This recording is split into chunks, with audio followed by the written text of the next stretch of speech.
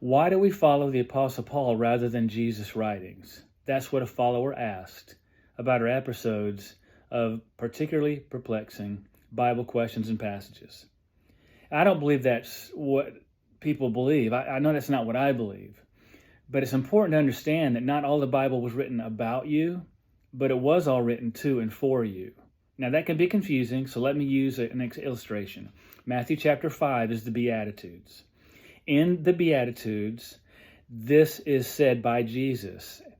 Blessed are the poor in spirit, for theirs is the kingdom of heaven. The key is the kingdom of heaven.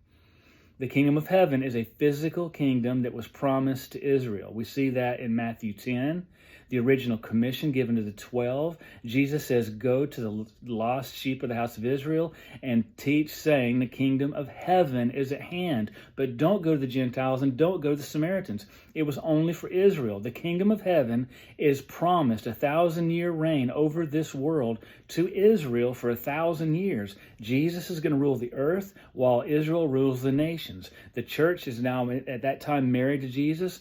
We're his bride now, but we're going to be married to Jesus, and we'll be reigning with Christ during the millennium. So the kingdom of heaven here in Matthew 5 is the constitution for the 1,000-year millennial kingdom. You can read it. It's in Matthew chapter 5. It's about Israel. It's about a future kingdom. But it is to and for us right now. When we go to Romans through 2 Thessalonians, those are the books Paul wrote. He was given the mystery by Jesus in Arabia for 3 years.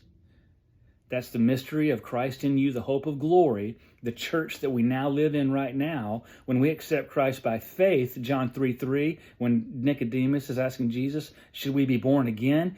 He says, you cannot see the kingdom of God unless you come into this relationship by faith, by the Spirit, by faith. So, Matthew 5 is about Israel, but it's to and for us. Okay? And you do that with every passage. You do that in the Garden of Eden. It's about Adam and Eve. 2 trees. Don't eat of one. You can eat of all the other ones. I mean, all the other trees. You just don't eat of one. That's not our dispensation. It's not about us, but it is to and for us, because those 2 physical trees, tree of life, tree of knowledge of good and evil, represent good and bad choices that we make in life. So hopefully that helps. If it doesn't, I'll explain more, but just ask me how I can explain more, and I'll be sure to do it. Thank you very much.